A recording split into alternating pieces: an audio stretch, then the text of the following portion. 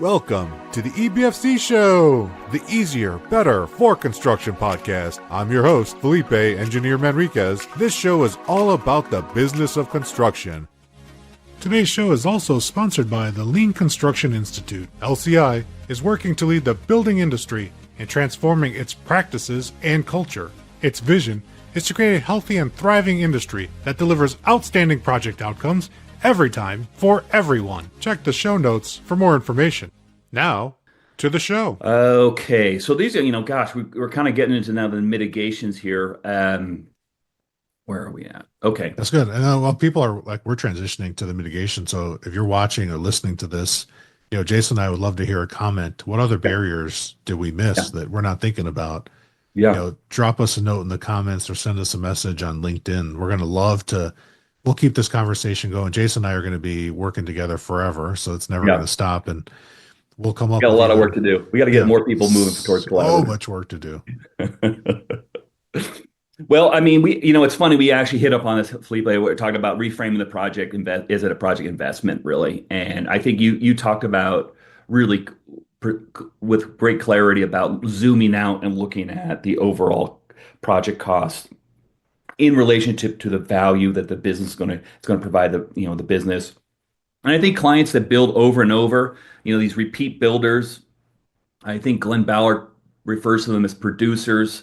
These are the Metas, the Googles, that build in data centers over and over, healthcare Sutters, or the Genentechs and the Eli Lillys and Mercks that are building over and over. They're building a facility to produce. They understand the life cycle costs. They understand that I don't want to be something slipped out in the middle of the spec. And later now I'm paying more for calibration or maintenance costs downline. Like I want to have those conversations. Or if I can go to ProPress and save some money and we know we have it, it won't leak, then that's fine. It's like understanding that. And so you got to reframe it. And then, the cost, how do we make sure we're getting the right cost and not being taken advantage of?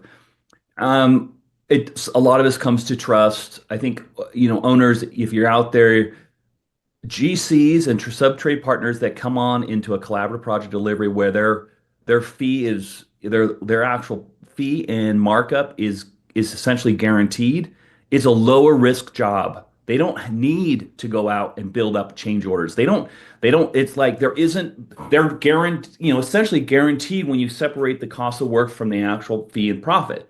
So their incentives change to where, like, I actually just want to build a project as quick as possible and get a repeat project, but the risk drastically reduces, right? Right. So separate it out. We can, there's a whole nother episode about talking about how to fix costs, and we can talk about part A, part B bidding and understanding how we separate the fee structure from the overhead versus from the cost of work. But there are GCs that do this quite a bit. There are systems and procedures in place that you can actually get that information there, so you can have trust, but then you can always go back and validate the data. I don't know if you want to add anything there. And I'll say, like, on these highly collaborative projects, and I talked about this a lot with James, and check out James's website, leanipd.com. He's got a lot of information on there. But in these collaborative contracts, the owner can exercise the right to audit the costs at any time.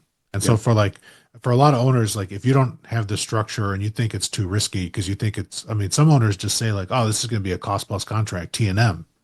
Like, this IFOA, IPD is just T&M.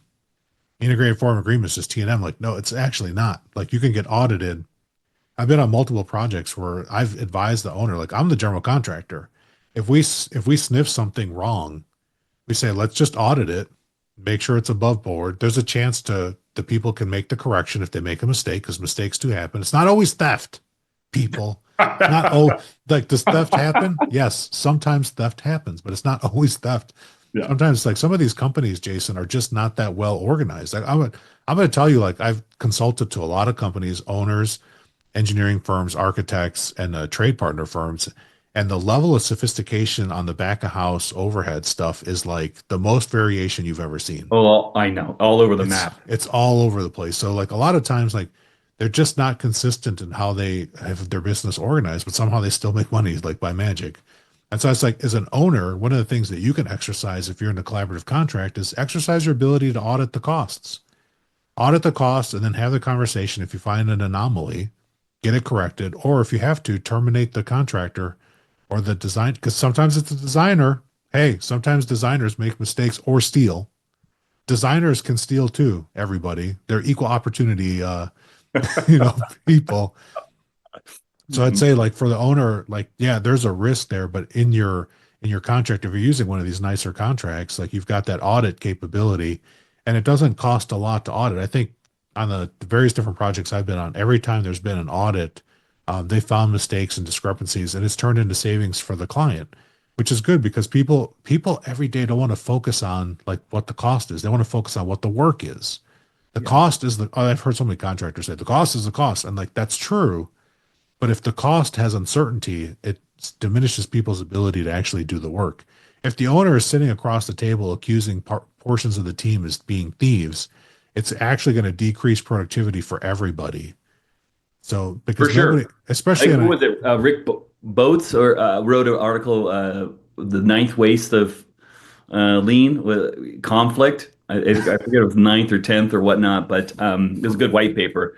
And yeah, it breeds into this old narrative, and now you're spending more time doing CYA and whatnot. yeah, I definitely think audits can definitely be one way to do it. I try to get that information way up front during bid time, where it's very thorough separation of cost of work, fee and markup. Their labor rates are locked in, the labor rates for the next year, if they know from the trades. Productivity, the MC, the NICA rates, they're going to go what schedule, what productivity schedule they're going to use. Um, to try to help establish like a basis for future change orders or basis for future pricing, even hey, we're going to do this pricing. I've seen where you get really clear about during this design pre-con phase we'll do the pricing, but after we get to the final contract, then there's the change order pricing. It's a different structure, but during this period where we're talking about the design, we can affect design, then this is what it is. So but you have to do that way up front and early on and have that information so that you can go back and audit. I mean, you can't always go back and audit, but I think it helps set up the expectation. I think you're right too. And that, and getting it up front, like from a business perspective, if you're hiring sophisticated contractors to do this type of work and sophisticated design firms, if you lock in these rates, like Jason's talking about early on, that makes life easier for everybody. Yeah. Like all the companies, even with all that variation in how they calculate overhead, and it is different on the different, every company has a different business model, and those rates are different and nuanced. And it's important, I think, for a client, like ask the tough questions to understand. I was in a meeting recently where an owner asked a designer, like, what is actually in your overhead? And it was a conversation that we had to finish at a bar. We could not finish it in a conference room because it got too squirrely. But we did actually have, we finished the conversation, got the understanding, and then we looked across the industry and we're like, okay, this is just the current state. Like we just have to deal with it because it's reality. And once we had that, we never had to talk about it again. It was over. And now we're focused on how we're actually working together in the different groups. Yeah. Yeah. Yeah. Designers, it's tough for designers because they don't, I mean, they really just have, they don't have the volume of work to put a price on it and whatnot. It just, they have hours. And, um, yeah, there's not a lot of variability there, so that there probably can't. I would imagine there would be a tendency to actually add more stuff into the labor hours and whatnot, so the actual business model works. I mean, look, profit's okay, right? I mean, Yeah. you don't want companies going bankrupt on your project along the way, but what you don't want is profit on top of hidden contingency on top, where it's Yeah. like, it's like, okay, let's start separating this out and really getting down to like, do I have contingencies on top of contingencies? And where is what is the actual hard cost and what's just protection that these subs have on top and the GCs and whatnot? And how do we, instead of just shifting all the risk to the subcontractor and the builders, how do we start talking openly about these risks? And maybe there's a shared risk or whatnot, right? Because if you want me to take the full bet that there's no rocks underground, it's going to be a big number. Yeah. I'm going to make sure I don't lose money on that. And so, yeah. All right, let's go to lack of trust. Okay, so lack of trust. So, this, I think a couple different things. I'm going to jump with the easier one, which I think is the leveraging transparency. And this starts with, motivation, why you joined the project, why the project, excites you, what the project's about, all the way down to what you're costing, what's the markup, what are the labor rates, who's on the team, how long is that person on the team, and being really clear about what that and being able to walk through that in a way that other people can understand, and particularly owner understands and can say, oh, okay, that makes sense. We're going to have this superintendent on for 6 months earlier because they got to do the setup, and it goes to three, and then two more superintendents taper off, and having the detail and conversations. I think educating them, the team and the owner of that helps. Building allies. So a lot of times, if the GC goes to the owner and says, yeah, we should do highly collaborative project delivery, it's kind of like, yeah, but what's in it for you, right? So building allies to either, having subcontractors, they're saying, hey, go call Southland. Go talk to some people at Southland or Murray or whatnot, and what is their experience on a project like this? Build allies across with other owners. Have your owner talk to other owners that have had positive experience with it, because if it's just coming from the GC, it's hard sometimes, because of this historical lack of trust in the industry, right? No, totally right. And I think owners will actually listen better to the trade partners than the Yeah, contractors. yeah, And contractors, the reason that that's happening is because you've acted in a way that's antagonistic and win-lose.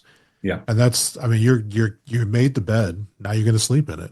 yeah, So be aware. Like it was amazing for me when I was earlier in my career, and we're chasing some of these integrated projects, and we talking to the client, we find out that someone like a Southland, like Vic Sanvino, he's in the ear of the client saying, "Yeah, you don't want to use that GC because the last two jobs we were on, they gutted us, or like something like, and it like to the detriment of the job." And so like I want all the contractors to hear that there are these informal networks of influence happening. And sometimes you're not always in the interview and see them sitting across the table, shoulder to shoulder with the client, but sometimes they do. I remember we chased a job for a big manufacturing uh, operation in Utah, and we came to the table, and the one of the trade contractors was already at the table before we were as a GC, and then they were helping the owner select the design team.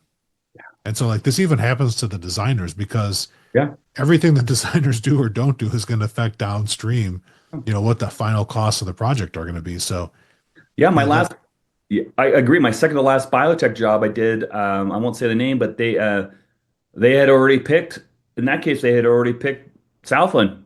And they, they had the designer Southland. It was like, okay, here, and it was like, okay. So, I mean, they get it. They understand. Look, we're talking MEP is often on these biotechs is 60% of the overall cost of the project. So they're gonna line up for that. Um, yeah, that's it's important to build allies on yeah, that. that goes back to what you said like earlier on, like how we treat people in this collaboration. Like you're not going to win at the expense of somebody else. So like everybody who wants to do this type of contract, and Jason and I, again, we've had the positive experience where high collaboration happens, and we don't want to go back to the other way. I don't want to fight with people like No, it's already a job. So I I mean, know. everyone listening, like I love what I do, Yeah, but it's a job. And if I yeah. have to go to work and fight every day, that's not the job I signed up for. I don't get paid any extra to be disrespected in meetings or to be treated poorly by anybody. And so like why would I want to like to do that Amen. again? Oh, Right?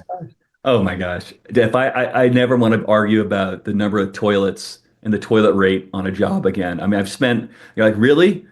It's it's one per five, or it's like, oh my gosh, yeah, Yeah. it should be $230 versus $222 per month. It's like, and I'm just giving you the worst examples of where that's like, Yeah. most of them are that, but like when you're dealing with trivial stuff, you're like, this is just it's just crazy. Um, I guess I'll come back to now that with the top with just demonstrating the three C's: competency, character, and care. I think there was a lot of studies in military. They have renowned for great leadership training and whatnot. I mean, they constantly have to bring people in, bring them up to the ranks, train them, onboard them, and move folks up. And the leaders that move up, and remember was it LCI where we had who was the not Brock, but the speaker, the Navy SEAL guy, Yeah, Jocko Willing. Jocko. Oh my God, that was great. I loved it. But so competency, character, and care. So if I break this down, um, for you to have a trust of the owner or trust, in this case, I'm talking about the trust of your team and whatnot. You really got to care about the individual. So in this case, have empathy for the others and whatnot, and it really needs to come across that it's not just you're not just in it for you. Um, and then, character is really, having the right integrity and intentions and whatnot, and that you've demonstrated that. But look, you could have great empathy and great character, but if you're not skilled in your craft, if you're not competent, then you're setting the team up for failure. And so this is where you can get, coming back to how do you seed a project with people that are competent in TBD or IFOA that are, yes, they can demonstrate the emotional intelligence and role model and whatnot, but they're actually skilled at it, which means they've actually done it before, probably multiple times. And so it is crucial to bring those experts in, um, and I think to really help seed and get that overall culture built. And then once you've done it a couple of times, then you can replicate that and move on. But yeah, I'm curious what your thoughts of any other ways to help mitigate lack of trust, Felipe. Yeah, I'm used to seeing the Stephen Covey competency and character, and this is the first time I'm seeing care. But now that you put it on there and you talked about it, I got to say, like, you can't have the other two without the third. This is something. This is a three-legged stool, It is, not yeah, non-negotiable. Like, I could care about my team a ton, but if I don't have the competency to help them upskill, it yep, doesn't matter how much I love them. It's not how my love alone is not going to get them to do the job at a proficient level. yeah, And then the character too, like we're having some, you always have this when you got variation with people. Like hmm, people have different levels of character, and that means different things. Like if somebody consistently lies to me, maybe I can overcome that if I know that they're just a liar, right there. I might be able to mitigate that to some degree, but if I need to be able to lead and like let people do the job, then they have to maintain their promises and keep their commitments. And if they have if they're a low character individual and they're not doing that, it's going to hurt the team yeah, because they become untrustworthy. And I've had many examples, Jason, where, about the last almost 10 years of my career, I've had the misfortune and fortune to do project recovery. And a mm, lot of the times that I'm working on project recovery, it's a low trust situation. It's almost yeah. always a low trust situation I would where, believe I would yeah, imagine. where disrespect is high, and we've had to address character issues. And I remember, one team in particular, we were having a lot of issues with the design. We thought it was with the design. We come to find out there was somebody in our own team that was more to them. It was more important to be friends with the designer than to just hold them accountable and tell them what we needed. And so once we discovered that, we found like, oh, this person in their mind, it's okay to lie to us in the same company. Their character with the other party was high, but their character inside was low because in their mind they were putting the relationship with the designer above everything else to the detriment of us to be able Yeah, to function and operate. We had to have a really nasty conversation. It was nasty conversation with a bunch of executives. And I told the person, like, you know what, I'm just going to fire myself from this team because you've come here now 3 times in a row and you've just lied to us about what you did. Like I had to go back to the designer and I just asked them, like, did this person talk to you about this thing? And they're like, I don't know what you're talking about. And then I asked another architect, and it's like having multiple people lie and do a conspiracy together is like almost zero. It's like no chance that could happen. And so we came back to this individual and said, like, hey, we talked to these two people. You didn't talk to them. What's going on? And that's when we found out that for them, they were trying to build this relationship with them and they had good intentions, but they were operating with us with low character. hmm, And that low character has a massive cost. Like it resulted in me removing myself. And I said, I looked at our other leaders and I said, if you're not going to make this correction yeah, and tell them that that's not okay, then I'm walking away, because I'm not coming into a situation where you're setting me up to fail and you're making it impossible to operate because they're just not following through on some simple conversations. We weren't changing anything dramatic. It wasn't anything crazy. It was something really simple. And that was the best time that I ever fired myself ever. Like I look back on that all the time, and I just like, I'm so proud that I fired myself. I'm proud of you doing that too. It takes a lot of courage. I mean, I think look, it's hard to walk away. We spend a lot of our time in our career. Don't quit, just grit. Just hang in there, Yeah, right? don't quit. Just yes. It just. I think that's probably contributed to my receding hairline to like a high degree. I have none. I have so it definitely. I remember my doctor telling me, they're like, you got high above average levels of cortisol. I was like, yeah, come to work with me for one day. You can see why it's so high. Exactly. Oh my God, that is so funny. Yeah. But having the courage to, they talk about vote with your dollars, but you can also vote with your time and Yes. you've tried, you put it out there, get up and leave from a meeting if people are being disrespectful. I've had to make choices in my career to, because I was like, the writing was on the wall. I've said my piece. I've said it a couple of times. And for whatever reason, the leadership was going to condone the behavior. And I never really said it as I fired myself, but yeah, I removed myself from the situation. Yeah. Um, And I'm glad you mentioned Jocko at the beginning of this, because on the wall behind me, I got 3 posters that my head's blocking. You can't see it because of the camera, but one of them is actually a quote from Jocko in his book, okay. Extreme Ownership. Yeah. And the quote is, standards are not what the leader preaches. They're what you tolerate. Yeah. So if you're in an organization and you're a leader, and the people are acting in a low character environment, and you never call it out, you never talk to them, you never have the hard conversation, you're telling the entire organization that low character leadership is acceptable. Yeah. And that's actually your standard. That's right. And I was like, Yeah. so you get Don't exactly what trust. you tolerate. It's so true. I love how he said that. I mean, the other one that comes to me is don't listen to what people say. Watch their behavior. I mean, that's it. Basically, that's what they're saying. Is like, and it's what you tolerate, right? And look, it's taken a long time in my career, to get to the point where I'm like, okay, this is no longer. I'm not going to do that anymore. We hear all the time that building enclosure is the #1 problem in construction. And when the task of the building enclosure is presented with so much pressure, it's something most of us would want to avoid. Until now, there has never been a course to teach someone how to manage a building enclosure. Building enclosure is a problem for every company, and the solution is often to ask someone within to try to find training or provide training to their teams to avoid these issues. Field Verified's Enclosure Management course is the answer to that problem. We learned the hard way, we've learned through failure, we've learned from others. This course, our team, will help those people who are assigned to manage the building enclosure be successful the first time so that they're spared some of the suffering and hardships that all of us went through.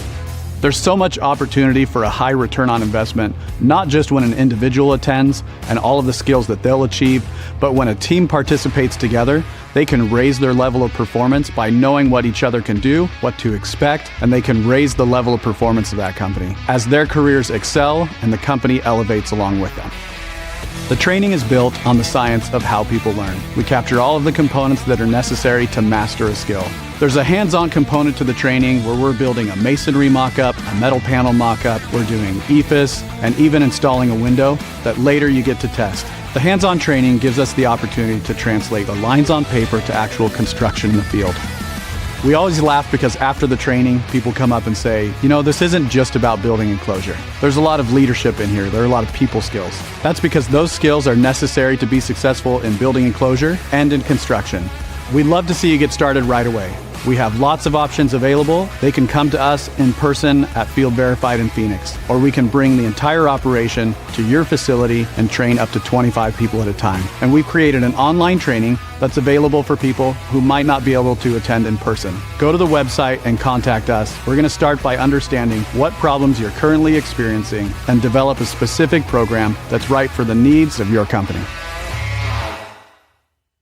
which I think gives me a lot of empathy. There's a lot of folks that are kind of maybe early on their career, or midway or whatnot, and like, oh, is this all there is? And like, no, there actually is a much better way to deliver projects, and in fact, everyone will benefit, and the owners will, and it'll be a better project experience. And so, I mean, it kind of comes full circle of like, kind of like what drives me is getting this out, getting the word out, and really hopefully giving people some good tools. Well, hopefully giving them hope Yeah. but also some tactical tools and some strategies to kind of get more folks moving in this direction. Um, Hey, just a technical sidebar here on the recording. I'm wondering, we're spending a lot of time just looking at the video, but will your guys be able to actually pull up the images of us and all that stuff on that Yeah. versus slide deck? Yeah, he usually will put us like, so you got white space on this slide, he'll put us in the slide. So Okay. like you'll be on one side and the other, or he'll put us All right. together. All right. I give him leeway. I was like, just make us look pretty. And Yeah. he always delivers. So sometimes it's almost never just the video, because I've told him my priority is our faces. Yeah. So our Good. faces reacting to the content. Hmm. So he'll put us on there somewhere and it'll move around. Okay. Awesome. All right. Getting back to it. All right. So yeah, lots of good stuff about trust.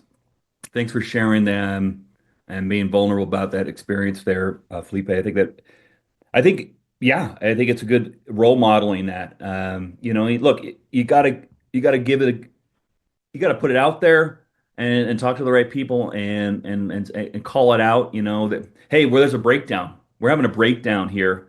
Um, some of the stories I've heard you describe, it just was like, man, right on. More power to you. More and the team's better for it. It's like who's going to actually tell the emperor that they are not wearing clothes? Like when are we actually going to stop like pretending that this is okay? And and sometimes the organization, the team is mature enough to accept that, and then sometimes it keeps happening. Yeah. But I mean, back to what you said, Jason, like I just found this out this week. There was a project I was working with, and the client told me, he said, just so you know, the team wanted to fire you. This was a different project than the one I mentioned before. So this is one where we had the emperor has no clothes moment. yeah, So we're in a meeting, and this was a while ago, and I'm in there to help facilitate something, and I just heard from the people we're getting conditions of satisfaction, and a theme emerged. I didn't know was the case because I was just facilitating. But the theme was that we were significantly facing a design delay, a delay with like getting the design to a certain milestone that was going to have a cascading effect through the rest of the project. And so as a facilitator, I mirrored back to everybody. I said, it sounds like we have a significant design delay somewhere between 3 months to 6 months. And one of the design leads like said, how dare you say that? And we had just heard like six people on the team that had been there for years. And they said it. I said, I didn't, I said, I'm mirroring back what I just heard. I was like, and I looked at the people that said it, and then I looked at the client, and the client said, yeah, he's like, for my calculations, I think it's even, more than 6 months.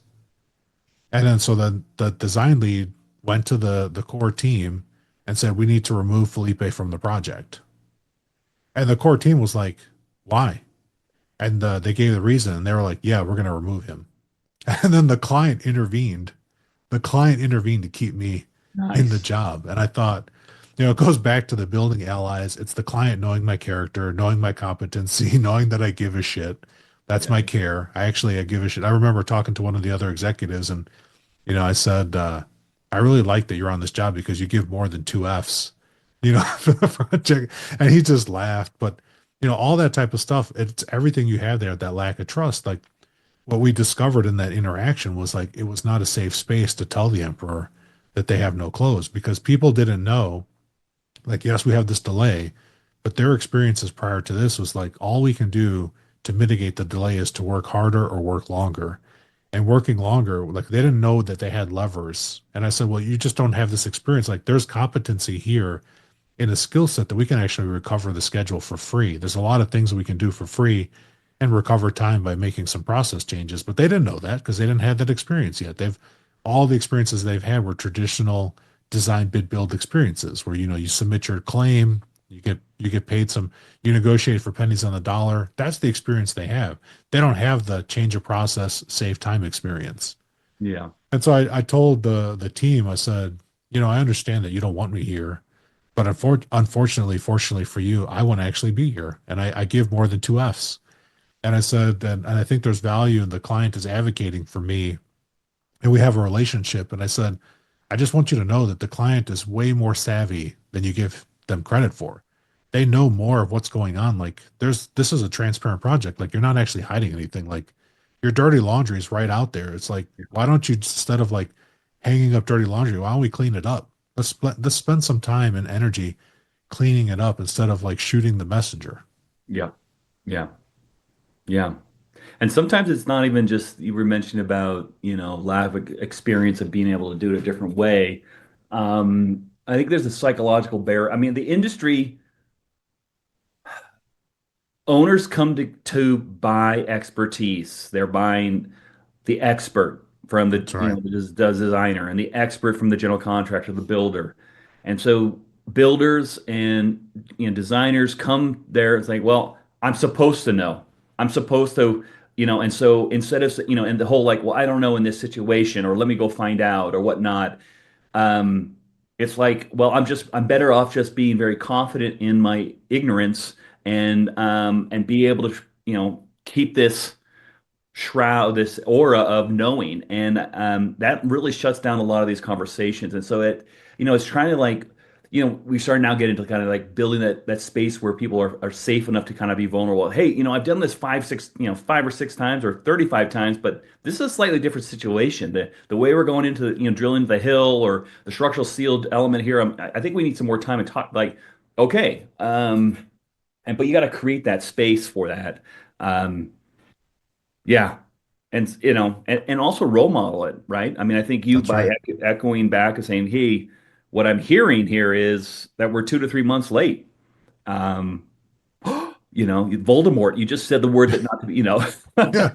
So he who cannot be named. he could, he could that could not be named, right? It's like, oh my gosh, Oh no, we're late. Like we're done. surprise. Exactly. Yeah. It's And like it might be because of most me. projects Like, are. okay, well, have some ownership. Yeah, Yeah. it's you.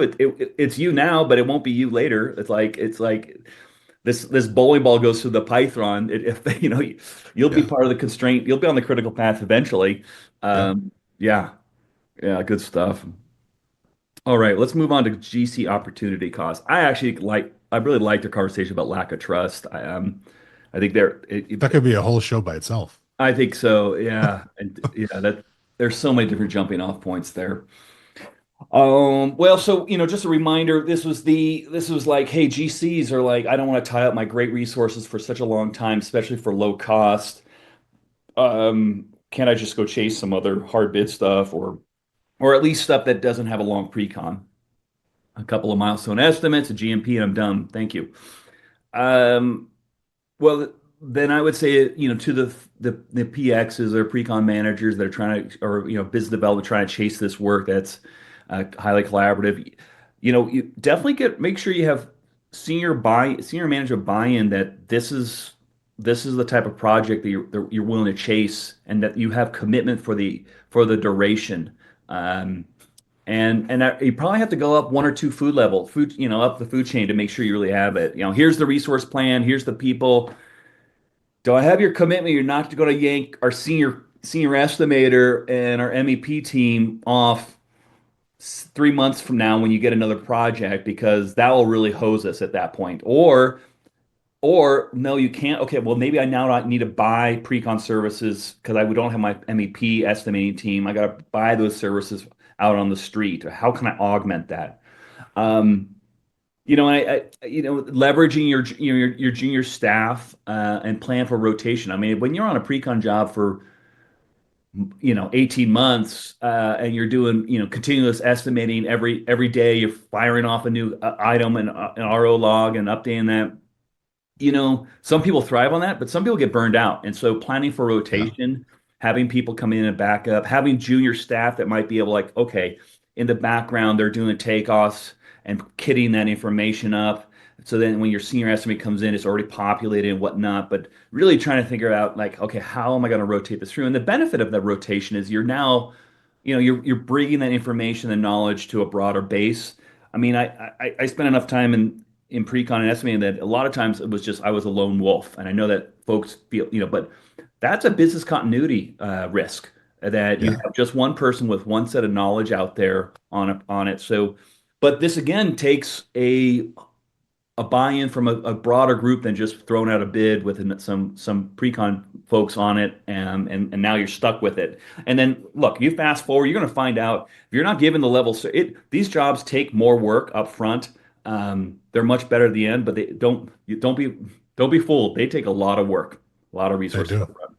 And the owner's got to participate too at a higher level. I Oh, think that's right. on And I that, think that's yeah, leveraging that junior staff, like if you're a contractor and you've got a star estimator, like I can think of like every company I know has like a star one person that has the skill. yeah, That person in your company might not be incentivized to actually develop junior staff. yeah, And so for like sure. you and like Jason's talking about, like that's a risk to you. Like if you're a GC right now and you've got like a star person and that star person is not developing other staff, you're in trouble. Yeah, You're in big trouble because if they leave, it's going to shut down a business revenue stream for you. So get a process in place so that people can skill up and do the job. Like everyone's not going to be an A player. There's only so many A players. Like it's a bell curve. It's yep, a normal that's right. Gaussian distribution. Like you're going to That's have right. some above average players, Yeah, some average players, but you need to have a process so that people can plug in and get you the above average results. yep, So don't overly rely on one subject matter expert. And Jason's right. Owners are hiring for the A team. yep, They're hiring for that A team. Not everybody can even speak in these early meetings. Like if I take a traditional like plan and spec estimator and bring them to a collaborative meeting, they're going to say the wrong stuff that's going to shut the team down, yeah, and we're not going to be able to collaborate. So you absolutely need a plan for rotation and like go across skills. Like every project manager watching the show right now, if you've never estimated and you have the title of a project manager, you're incomplete. yeah. You're an incomplete project manager. I'm just going to say right now, like, give me the hate, send me the hate mail. My phone number is on the internet. Call me up and I'll tell you why you're an incomplete project manager. You need to learn what things cost, how you're managing things and people without understanding the pricing. I don't know how you've got this far, but this is your opportunity. This is your wake up call. Skill up. Yeah, I mean, we haven't even touched on this. We got 20, 30 minutes here. I think, but this is a great segue here. I'm gonna stop sharing. Um, so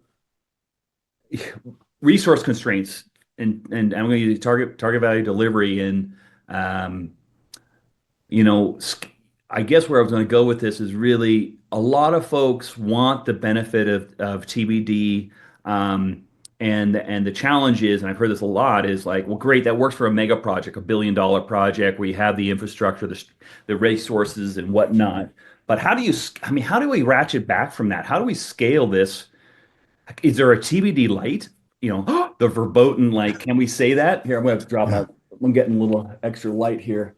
Yeah, you're getting lit up on the TVD light as we I'm speak. getting lit up on the TBD light. The sun is perfectly coming in to shine on Jason the light. Yeah, exactly. It's the clouds separate. Oh, Yeah. but it's a real barrier, right? So we just went through all these barriers to it, and so then one of the solutions is, well, maybe scale back. How do we know what works on these mega projects, but what would be the minimum content, minimum things you can do on a small project and get still great results. I definitely have some ideas, but I'm curious about Felipe, what you've seen. Have you seen some different versions of TV, Yeah, different it's a scales? smallest project I've seen TVD successfully used on is $6 million Oh, IOR. Yeah, a 6 million. Like, let me say it again because it's such a tiny number. yeah. A $6 million I operating room OR, Okay. a $6 Okay. million operating room upgrade. So this was an existing hospital. The owner was experimenting with TVD and IPD, and they wanted to try it on a small scale with limited risk Okay. and get the repetitions because they recognize that there's a benefit. They had a big patient bed tower coming up, and there was some market pressure on them to get that patient bed tower faster to market. Yeah. And they knew that the traditional way, like they had the portfolio data and they're like, we need it on this day. And if we go traditional, it's going to be like a year too late.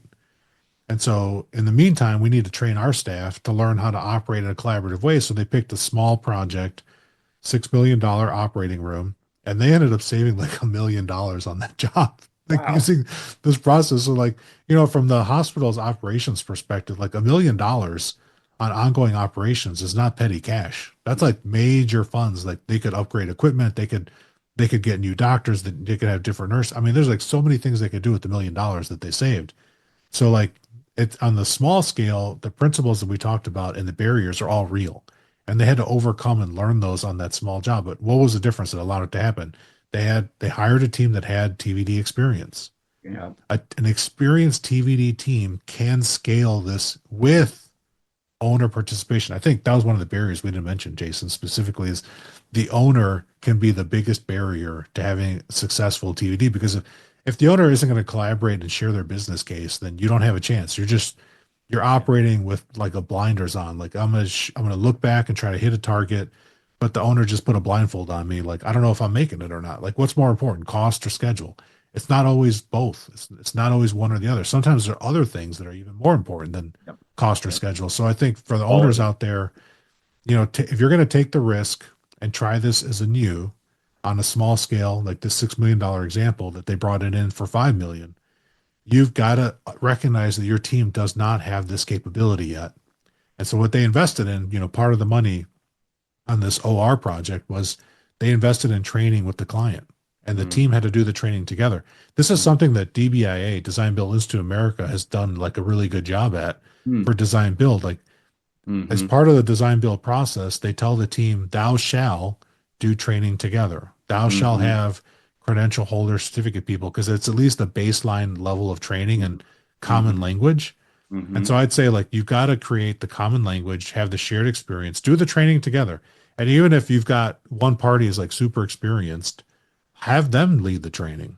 Like if I've got Southland on my project, why don't I have Southland do some lean training with us and be leaders in this training and teach us? And we've done that a couple of times on some of our industrial projects where we've had some key people from Southland come That's and lead great. some workshops. Yeah, so I'd say like do that, and then like scaling it up as you get to a certain size with people. Some things don't scale, and you have to create these teams of teams. And this is where in the IPD has done a real good job with lots of case studies. Like you have to create a team of teams approach, and there's certain things like I always tell people like there's things you can do when you're building and you're operating out of one trailer office. Like if I'm the project manager and the superintendent and we're in the same four walls, I can just lean over. He can hear me talking to people. I can hear him talking to people. Like our level of knowledge of the job is like extremely high. Yep. You get to a very large project. When your project, I'm going to say that the threshold is 100 million. I think so. When your job gets over 100 million, you now have to create the single trailer type of experience with intention. You're going to need to invest in a big room. So owners, like a big room is not free. Putting everybody in a room together, there's technology, there's infrastructure, there's bathrooms. Like we could talk about bathrooms. Oh my God. There's like lunch, there's certain Please coffee. get good bathrooms. Talk about you want to do care, you want to show people respect. Get at least a coffee that's okay, and bathrooms that people can walk in. And Yeah, he said okay. He didn't even say good. He just said okay. That's how bad it is out there. I know. So I'd say like if you're on a project that's over 100 million, you need to make the investment in a big room. And the big room's going to pay back dividends. It's like I remember talking to a client some years ago. This was actually the same client that had that $6 million OR that they brought it in for 5 million.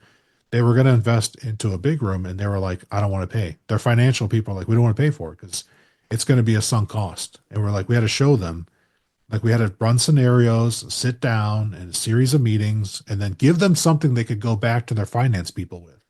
And what happened at the end of that job, where they invested over $200,000 on a big room. It's not trivial for a new patient bed tower. They realized $13 million of savings. Remember, I said the big room was only 200 grand.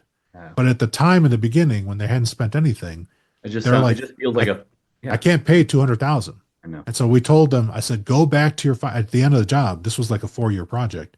At the end, I said, let's go back and have the meeting with the finance people and let's review what actually happened and show them the 13 million. I was like, because you did this, you got this. Yep. And That's right. now they took and the savings were given, the savings weren't given back to them at the end. It was given back to them in increments. Yeah. And so they took that incremental savings and they upgraded their emergency room, which was a project that they had on the books in their master plan that they thought they would not be able to afford. And now, because of doing this approach, they were able to pull that emergency room improvement earlier, which allowed them to get an edge in the marketplace. And it did translate into more ambulances coming to their hospital instead of their competitors.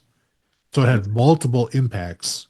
So I that's think you got to keep that in great. mind. Like there's definitely a sweet spot where you look like, okay, at this size, it doesn't make sense, but Yep. how can we create a hybrid big room possibly? There Yep. are options that you can take, but Yep. what I'd say, like Jason said, if you engage the experts and invite them to help you come up with solutions to the problems you're facing, you're only going to benefit. Yeah. Yeah. I mean, this is where, so yeah, I mean, the TBD light, a hybrid, creating a hybrid big room, um, is important, and if you can't get everyone co-located, consider co-locating a couple of days a week. And initially, if you can't, you at least do a couple of weeks where you're there, solid, so you can build those relationships, right? And then there's infrastructure. Then I think there's another place where technology. And in this case, I'm of course I'm partial to join, but having everything centralized in a one platform that you can look at and talk about. Everything's organized, the same numbers. You can see costs, big screens up there. You can actually go up and look at. You're doing meetings, meetings where you're looking at these giant screens and actually going through the drawings or doing a construction review or doing a cost review. I mean, I think the minimum content, some of the minimum contents for TV Delight is, I think, the setting up the group in these functional groups of called clusters or whatnot. But we're going to attack the exterior skin. We're going to attack the foundation. We're going to have these different experts integrated. You know, if you can't do continuous estimating, I mean, at least batched.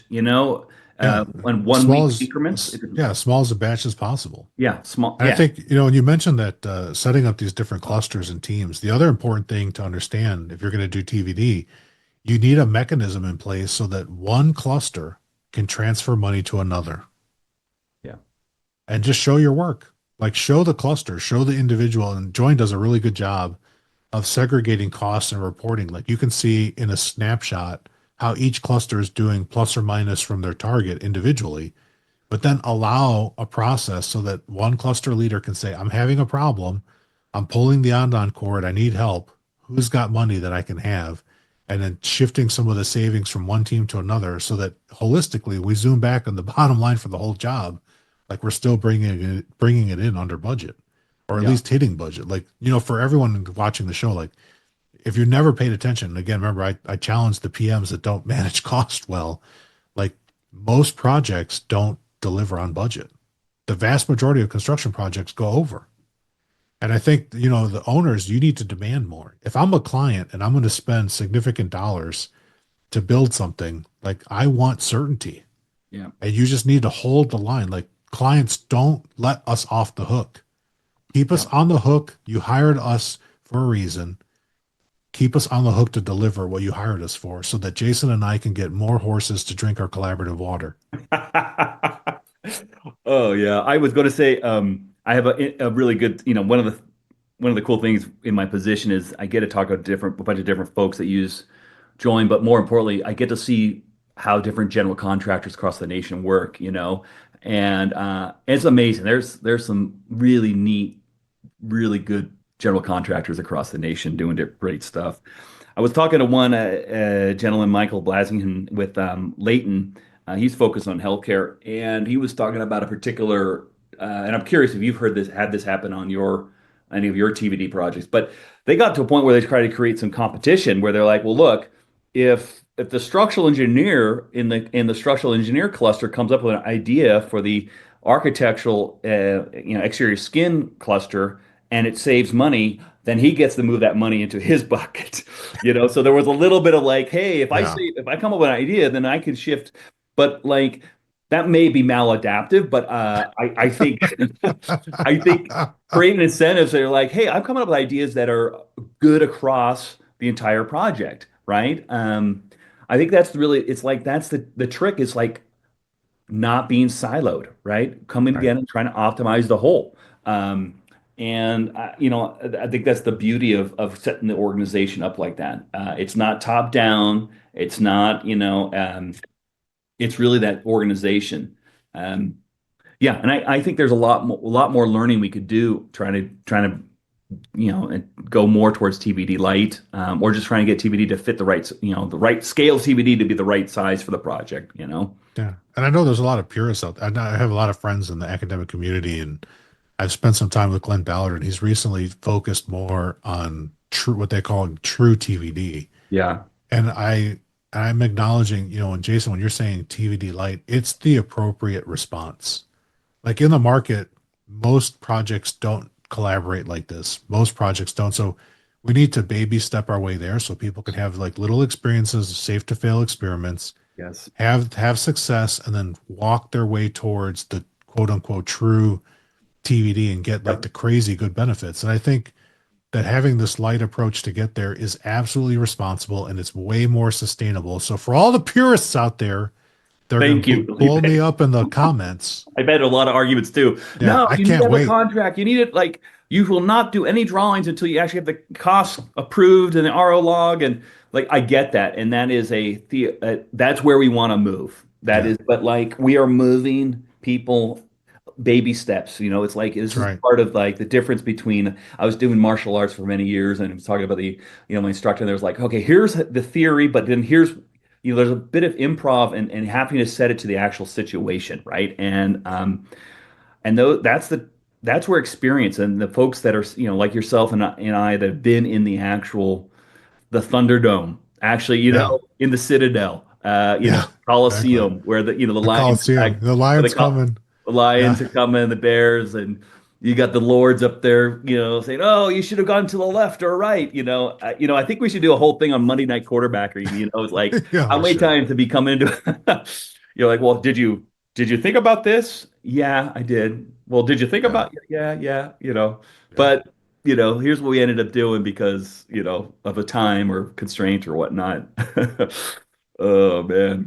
I think it's phenomenal. So, yeah, Jason, I want to bring this show to a lovely close. It has Man, all been right, sounds good. my pleasure having It's you on been the fun. show.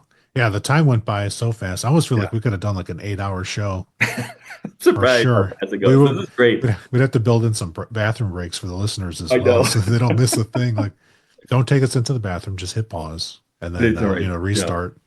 that's But right. it's been a pleasure talking about So this. much. I know we'll do some more collaborations in the future for Yep. sure.